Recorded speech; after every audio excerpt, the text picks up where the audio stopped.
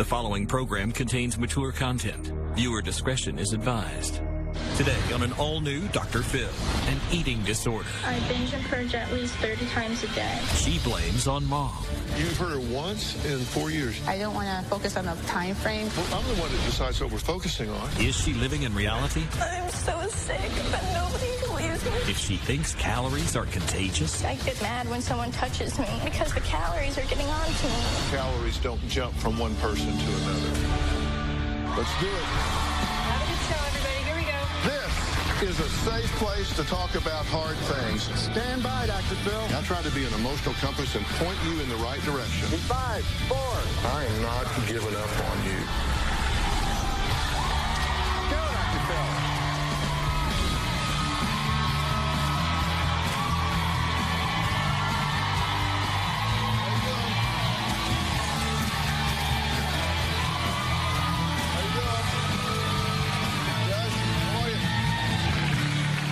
Okay, take a look at 15-year-old Bella. Most girls this age are focused on school, extracurricular activities like cheerleading or dance, and of course, dating boys. But my young guest today wrote to me because her life is consumed by thoughts of food every waking moment of the day. Here's what she said in a video message she sent to me. I really need the help from Dr. Phil. I binge and purge at least 30 to 50 times a day. I don't go to school anymore because I spend most of the day throwing up in the bathroom. I don't know what to do anymore. I cannot think anymore. I cannot breathe. I believe I'm going to die because of this very soon.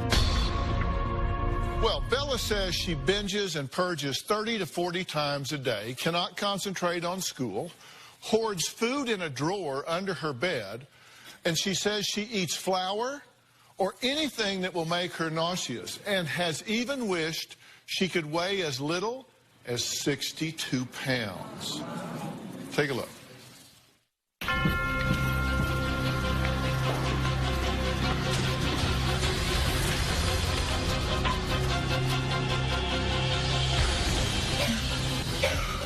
I have purged 16 times today.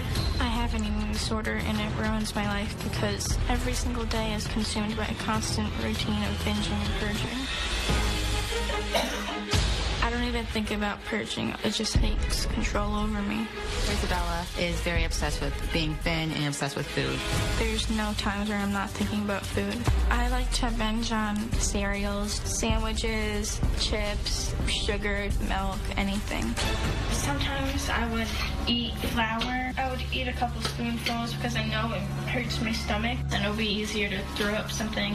One time, I saw her eating out the garbage. She was eating leftover food that people had thrown out. It was really scary. I'm so desperate to binge and make myself throw up. I steal laxatives and I steal food probably 3 times a week at stores. I see and find wrappers tucked behind couches, tucked behind her bed, drawers, shoes, backpacks. I don't see a future without my eating disorder. I don't ever see myself recovering. I just can't stop.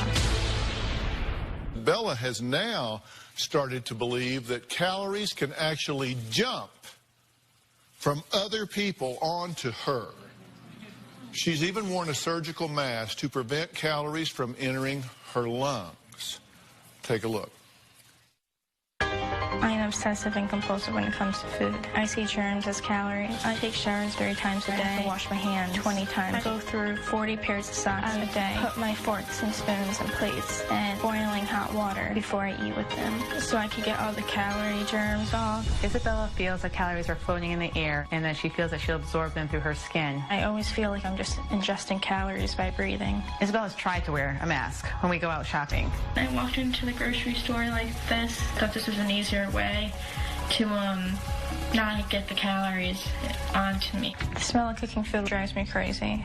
When I'm cooking, Isabella keeps her door closed and will not allow anyone to open the door. I put blankets by the doors to get those smells out because I'm going to ingest them and get fatter. Isabella becomes extremely freaked out when someone touches her. It's like invisible calories on people's hands, and if it touches me, then it'll go into my bloodstream and I'll just get fatter. The other day when I accidentally touched Isabella's hand, she freaked out. When I'm around Isabella, I feel like I'm constantly jumping through hoops. I don't know how to make her happy. I know scientifically I sound crazy. I just think this way. Okay, Bella, I want to start with you. And sometimes people have a different reaction to watching themselves, kind of the little capsules of their lives on video. What's your reaction to watching yourself on video? I think I just look so fat in that video. All right, so that jumps out at you, that you look fat in the video. What else? I'm just sad. About what? The way I look. You're sad about the way you look. And just how stupid I sound. And what sounds stupid to you? Like, it just is so, like, who wears a mask to the store and, like, calories can't jump on you, but I can't stop thinking that it does. Intellectually, do you know that calories don't jump from one person to another? I know that, but I believe that. Okay, but intellectually you know it, but still emotionally you feel threatened by it. Exactly. Do you think your mother gets and understands the gravity of your situation here? No, I don't. Okay, what is it that she doesn't understand? Tell us. She just doesn't understand when it comes to, like, the calorie germs that I'm fearful of. She just, I think she gets mad and, like, embarrassed or upset about it all the time when I bring it up. When you bring what up? Like, don't touch me. Why would you touch me? Like, I just get so mad when someone touches me. Okay, and you get mad because? I get mad because I think, like, the calories are getting on to me. Okay, and you called them calorie germs? I call them calorie germs. Okay, and there's no such thing, so you can't use that term with me. I won't come into your delusional system with you because I know there aren't calorie germs. Did I hear it right that you've never seen her throw up? When the show was at our house, I actually was walking at the end of her actually throwing up. I've never actually physically seen her throw up prior to that. You've been doing this for how many years? The throwing up, probably for 4 years. Okay, and you say you've been doing it an average of 50 times a day? Yes. Okay, so that's like 1,500 times a month? So that's like 18,000 times a year for 4 years. So do the math, that's like 70,000 times. And you've never seen your daughter throw up? She says she's thrown up 70,000 times, and you don't believe that. I don't believe that. But let's say it's half that. You've never seen her throw up? No. Where the hell have you been? Do you live in like Buckingham Palace or something? How do you live in a house with somebody that's throwing up 7,000 times? Let's cut it 90%. You've never seen it one time? No. She doesn't see me because I stay in my room all the time throwing up. Do you hear her? I heard her when she was in the house that last time, but she also... You've heard her once in 4 years? That's correct. I also don't think it's been 4 years. That was another thing, but I don't want to focus on the time frame. Well, I'm the one that decides what we're focusing on. Sure, okay. I'm sorry. What I'm trying to say is she has her own bathroom. She doesn't eat her meals with us when she throws up, so there's never really a predictability pattern. I'm curious, what do you want to focus on?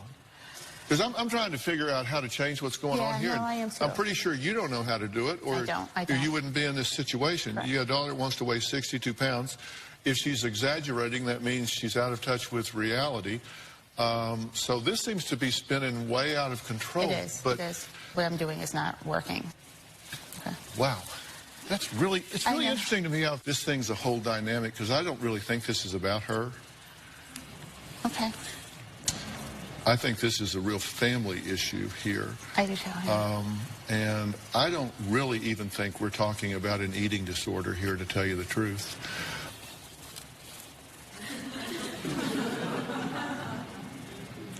Did it bother you that I shook hands with you when you came out? Yeah, I did. Did you think something was going to jump off of me onto you? Well, you could have eaten something, and then you could have got the calories on your hands, and then you could have put it on my hands, and then I could have got into my veins, and then I could have got into my stomach. Well, how do you know I wasn't as worried about something jumping off of you onto me? I don't know. Because I could have gotten girl cooties from you. Yeah. You never know. All right, we're going to take a break. Bella says her mother actually chained their fridge shut. Find out why when we come back.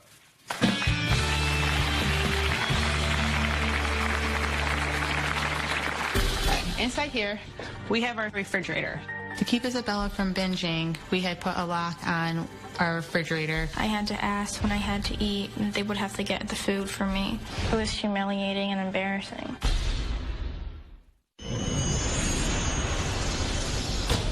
I see fat everywhere. I think that is disgusting. I think my ideal weight should be around 80 pounds. One time I got down to 78 pounds because I didn't eat and I took almost 16 laxatives. Life is just so much better when you're skinny. Well, 15-year-old Bella says she has a crippling fear that calories can fly through the air, make her fat. She is also deathly afraid of smelling food because she thinks she might inhale calories.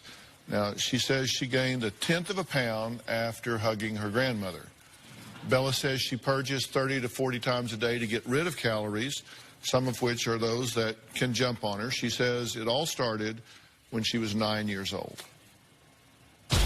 I started binging and restricting because my mom made me feel like I was fat or that I didn't have the perfect body. I have never told Isabella that she's fat. When I was 9, I was running up the stairs and she heard me out of breath and she was like, "You're so out of shape. You need to exercise." I have encouraged Isabella to work out. She takes it in a negative way. She would always compare me to my friends.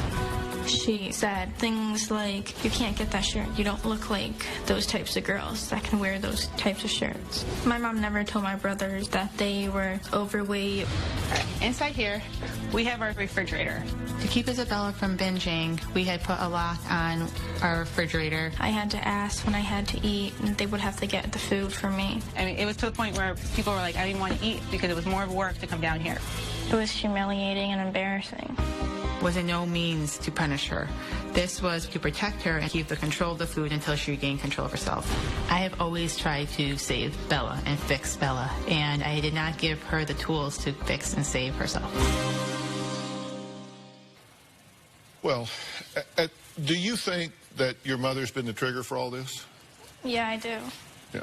So you think because she made you self-conscious, made you self-aware, compared you to other people, made you feel second class or less than compared to others? Yeah, I do. Do you think she did it on purpose? I don't think she did it on purpose. I think she tried to prevent me from having an eating disorder, but it just backfired. Mm-hmm. And do you think that when she said those things, do you think you overreacted to them? I mean, I do think I overreacted to them, but I'm still like almost traumatized from hearing those things from my mother. I can never get over that. Mm-hmm. I'm miserable, and it sucks that my mom won't even believe me. And what is it she won't believe? That I throw up as many times a day. I did rough calculations, but you've thrown up 60, 70,000 times. I guess so, yeah. Yeah. Will you do this for me? Yeah. Yeah, I'm going to have to kind of go with your mother on that. I think you maybe are misadding a bit. And not to say I don't think you're throwing up, because I do. But I think if you had thrown up, I'm going to show you in a little while what I think your teeth would look like if you had thrown up 60 or 70,000 times. Because I think the acid would have eaten your teeth right out of your mouth. And you said you have to either binge and purge or eat nothing at all. Have you eaten since you got here? I haven't eaten since I got here. Because you didn't want to look fat on the show? No, because I couldn't throw up in private. You say that you steal food and laxatives? Yeah. You shoplift them? Yes. And you've done this how many times? Maybe 100 times the total. A lot. Yeah. And you say that sometimes you'll eat as many as 70,000 calories in a day if you can purge them. Yeah. That's a lot. How much food is that? I mean, like, give me an example of how many of something you will eat.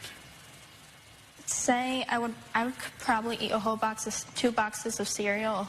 They can't even match the music. They can't even rap, they're just back producing. Now they wanna crack the new shit. They just wanna act that I'm back the new kids. They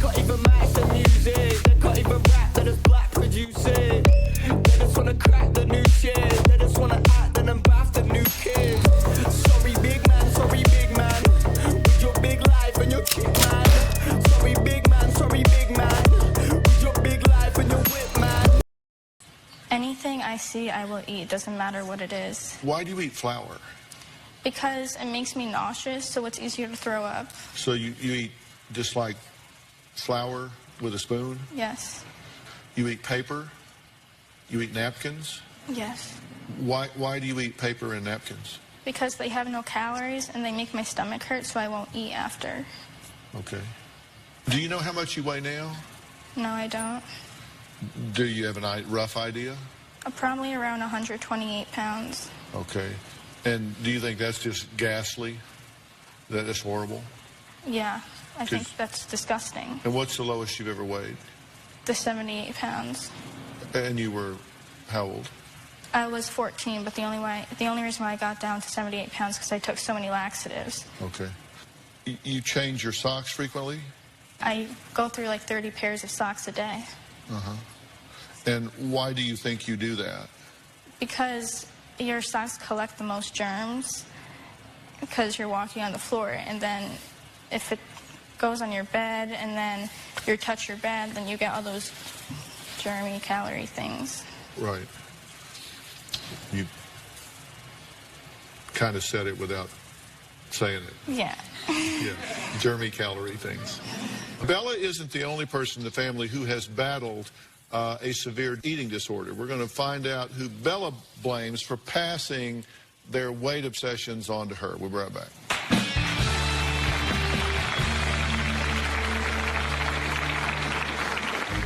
I blame my mom 100% for my eating disorder.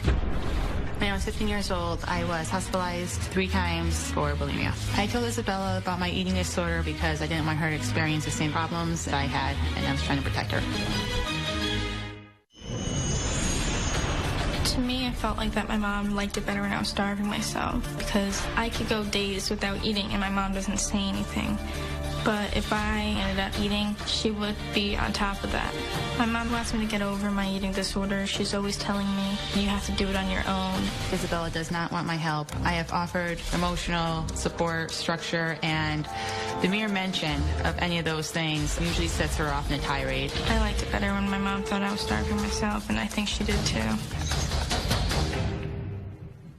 Well, I'm here with 15-year-old Bella, who believes that calories are just really her enemy, that they can fly through the air, she can breathe them in, she can get them from touching things. She locks her doors so nobody can put food in her mouth while she's sleeping. So clearly, she is obsessed with this. She says, look, this is my mother's fault, and she explains it this way.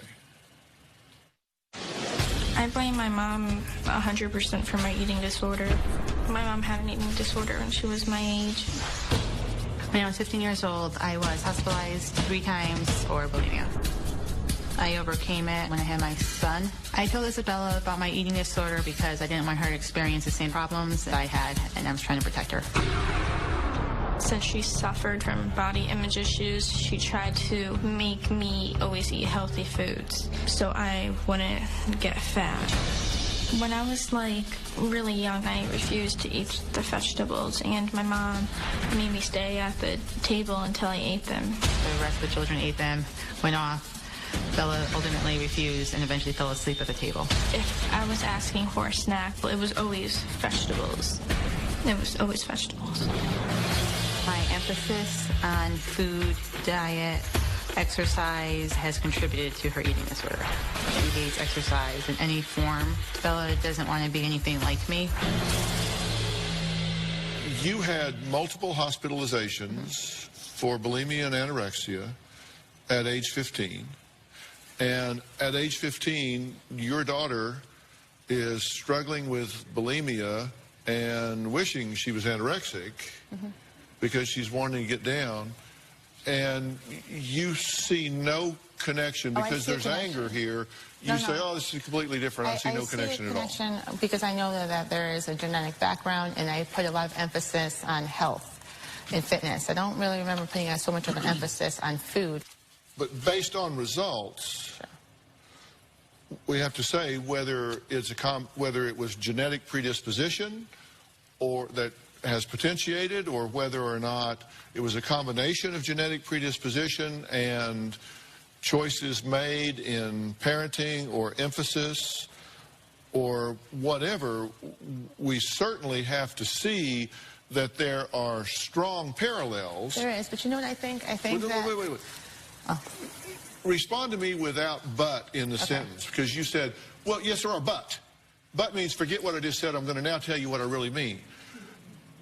I said, do you see that there are strong parallels? Yes, I do, but no, I don't really. Do you really not see the parallels I see here? the parallel. If I brought Isabella to McDonald's every day when she was younger, I think she would blame me for her eating disorder then. If I gave her health foods, she blames me for her eating disorder now. So I do see the parallel, but... I do see the parallel, but no... I see the parallel. No matter what I do, listen, it's wrong. I'm not just playing semantics with you. Do you see my point? I do. You're saying, I see the parallels, and then you move to explain it away. Sure. And you can't change what you don't acknowledge. You're saying, I see the parallels, but...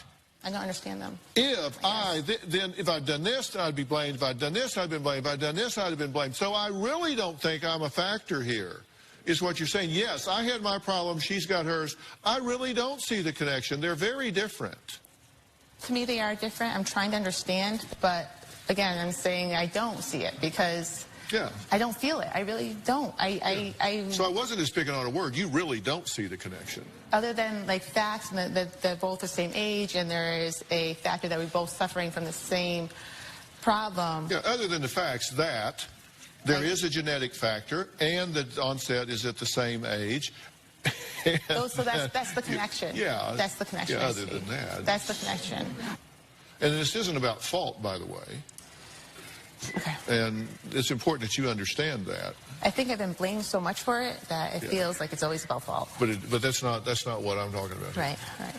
What I'm talking about is responsibility for change. Okay. And that's what you want. Yeah. Not even God can change what has happened, but we can all work to change what does happen, right? Correct. And that's what we want. Okay, Bella shaved half of her head and dyed it pink. She did that earlier this year. Her mom believes her daughter has an emerging borderline personality, which makes her do impulsive and extreme things. I disagree with that as well. But I'll explain what I do think when we come back.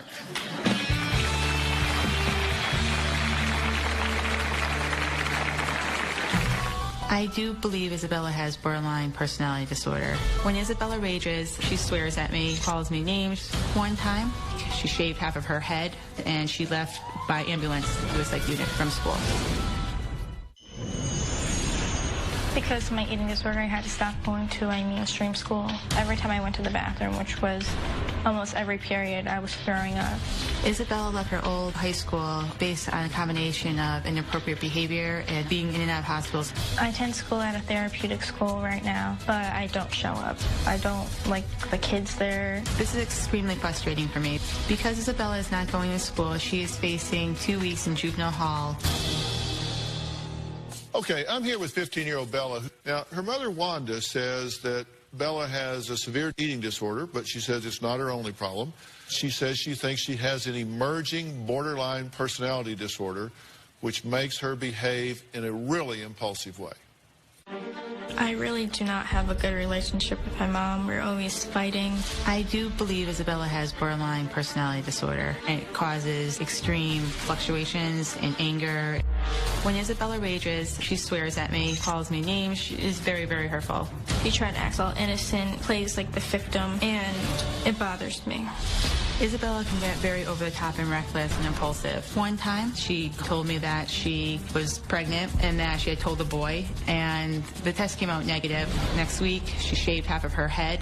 Isabella's impulsive behavior has stressed me out and drained me immensely. I feel frightened to discipline her because she threatens to run away. One time, my mom took my phone away because I didn't go to school that day. I was trying to stand up to her. I started freaking out, and I ran away from home. I can't really take anything else away because she doesn't care about anything. I've asked Dr. Pat Basu, he's the chief medical officer for Doctor on Demand, to explain the collateral damage from Bella's binging and purging. Now, Doctor on Demand is a company, an app that we have created here. And Dr. Basu, just so you know, is highly qualified. He served as a White House Fellow, was on the Board of Governors at Stanford Medical Alumni Association. He holds a medical doctorate with an MBA with honors from the University of Chicago. So this is the guy's top of his field. Dr. Basu, thank you for joining us today. Thanks for having me. How are you, Dr. Phil? I am well. I want to just get right to this, Doctor, if we can. I am very concerned about Bella and her binging and purging. I want to talk about the harmful effects of bulimia. What are the dangers with regard to mouth, throat, esophagus, stomach, intestines, all of that area?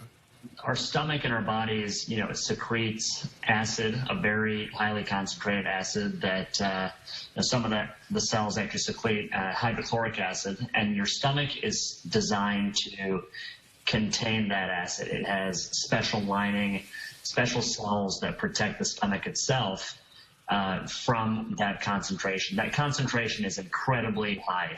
Now, if that acid, that gastric acid from our stomach, rises even a few times, it's going to damage and kill the cells in your esophagus.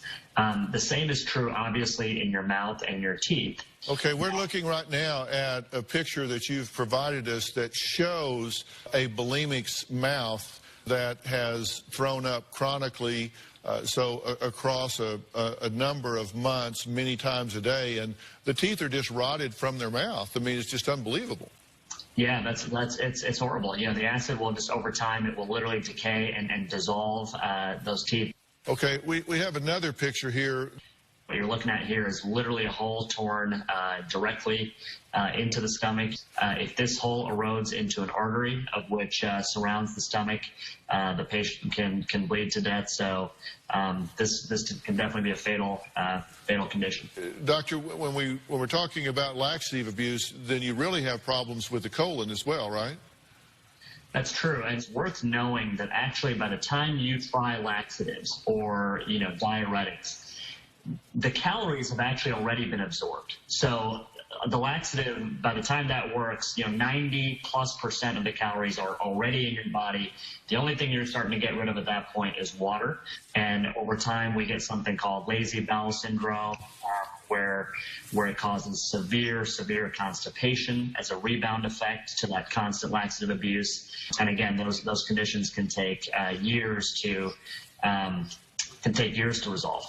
All right. Well, Doctor, I really appreciate it. I know you guys are busy right now because you're moving into cold and flu season, so I know your phones are ringing off the hook at Doctor On Demand, so I really appreciate you for joining us, Dr. Basu. Thank you. You're welcome. Thank you. Next, Bella says all of her siblings take her mom's side, leaving her feeling alone and unsupported. We're going to hear from Big Brother Alex when we come back. I'm not so sure that what we're dealing with here is primarily an eating disorder. I'm going to tell you what I think it is after the break.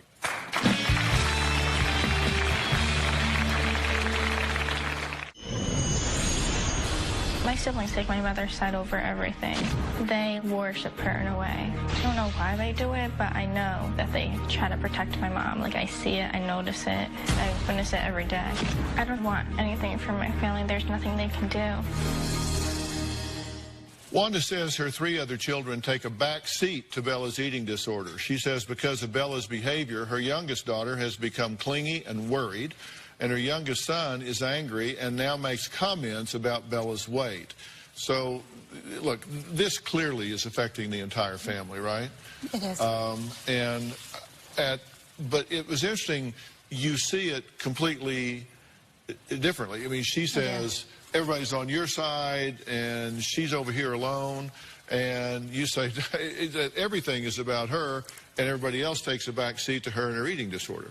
The kids are angry. They're angry because they're not allowed to behave in the ways I allow Bella to behave, and part of that comes to the fact that I've lost control with Bella as a parent and through discipline, and they don't think it's fair. Now, this is your big brother, Alex. What do you think about all of this? Are you worried about your sister? Yeah, I'm very worried about my sister. I mean, you just heard Dr. Basu from Dr. On Demand. He's talking about actually life-threatening medical issues that come to play here, as well as the psychological aspects. Yeah, I'm very worried that if things continue to get worse, that she'll have major health problems, possibly die. Do you believe he wants the best for you? Yes, because he's always had my back, even if no one else did. The kids definitely care about Bella. They're very worried about her, but it's very difficult, especially when they're younger, she can be very mean to them. And it's very difficult for them not to react to that. So a lot of times they react to her from maybe the things that she's saying or pushing them away.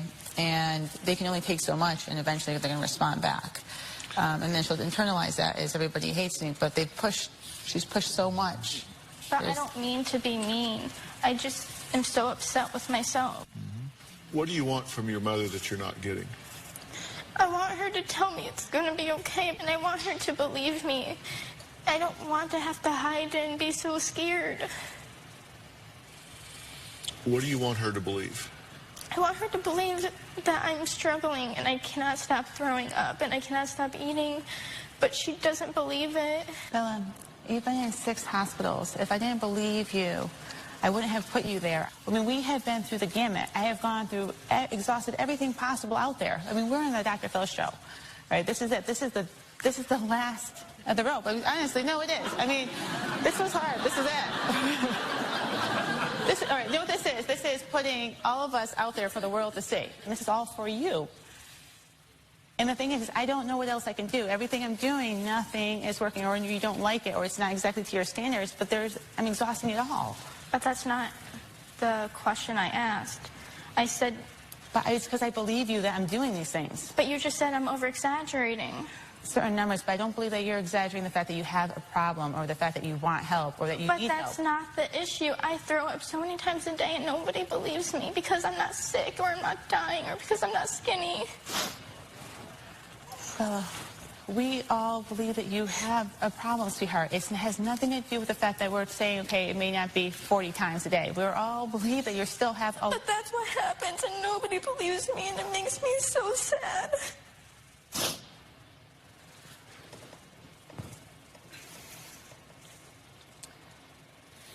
So what specifically do you want to be believed about?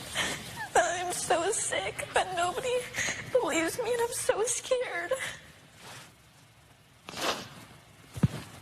I'm so scared I'm going to die soon and I don't want to die. Oh, I believe you. You use food to rebel against their control. That was your way of rebelling.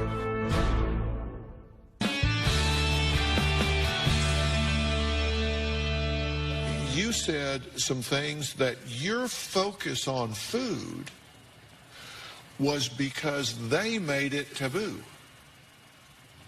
They put it off limits to you, and so that made it something you really focused on.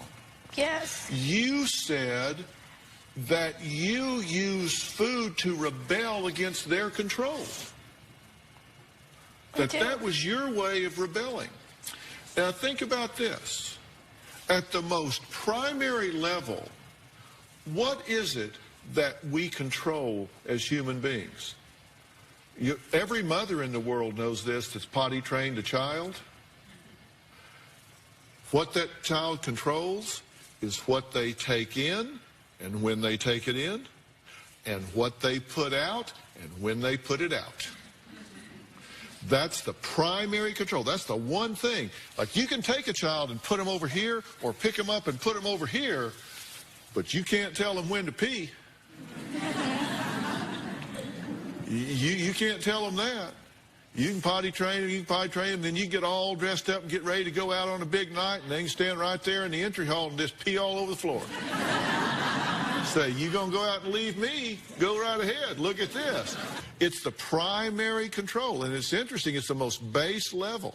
You have picked a battleground with this woman. You can control what you take in and what you put out, when you do it, and how you do it. But I feel like I have no control now. It starts for one reason, but it continues for another. It started because it's like, okay, bitch, watch this. Okay? Yeah.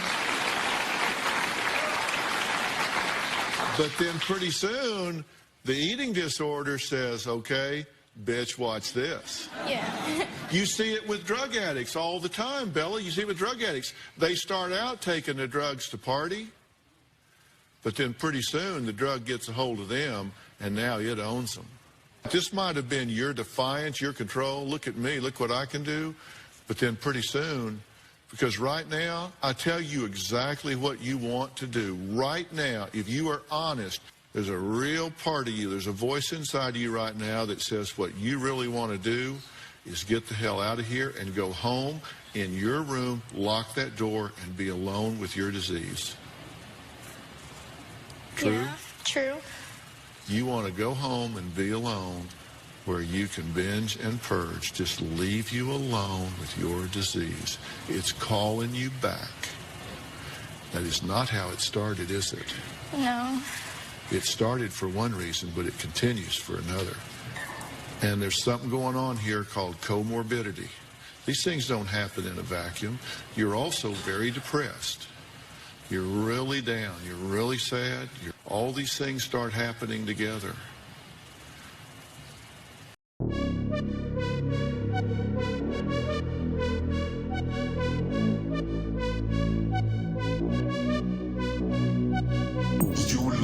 International. Girl, what's your name? I have to know. Ain't no one else in your lane. Let's fill this car with gas and go. No hesitation, I'm on it. If that's the way that you want it, that's cool with me, so let's ride. Let's go somewhere that you lie. And somebody's got to unravel all of that. You are this close to being able to get this under control and be okay. We're going to take a break, and I want to give a plan for this family. We'll be right back.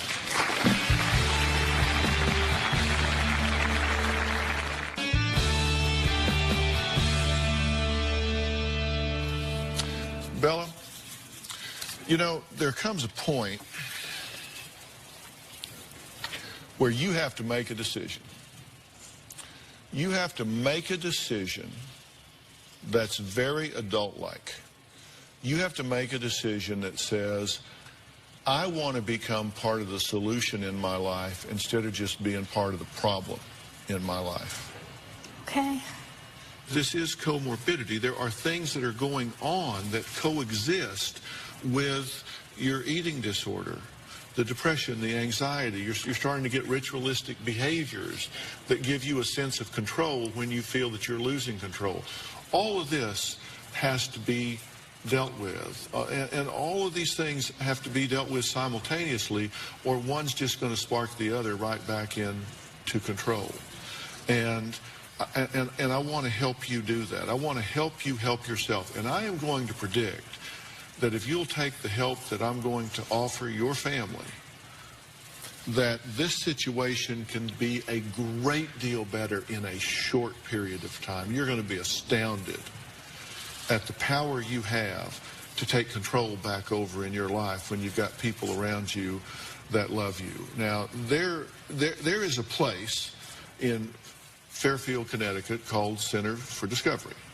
And Jennifer Henready is the director of outcomes and research and the intensive outpatient program director.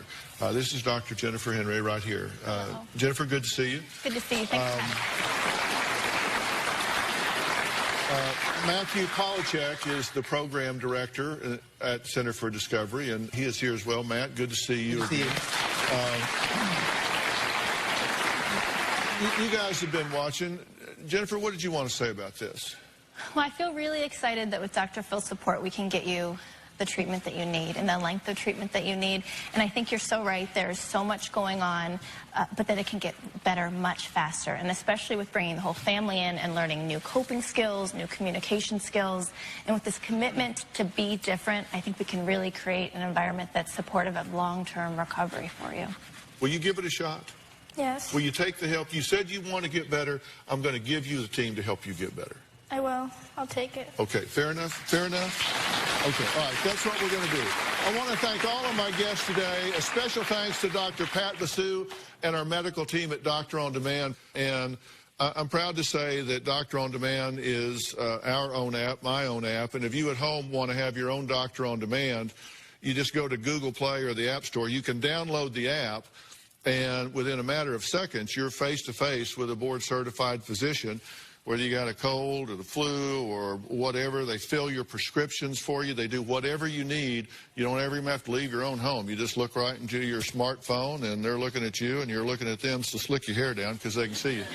But you don't have to go to the doctor's office. Additional resources provided by Intervention Transportation Services, who will travel with Bella to Center for Discovery at Fairfield, Connecticut, to make sure that she arrives comfortably and safely. And guys, thank you so much for being willing to help this very deserving family. We'll see you next time. Thanks so much. Thanks, guys. Appreciate it. Alex, thank you so much. Appreciate you being here. Jennifer, thanks so much. Matt, appreciate it. Thanks, guys.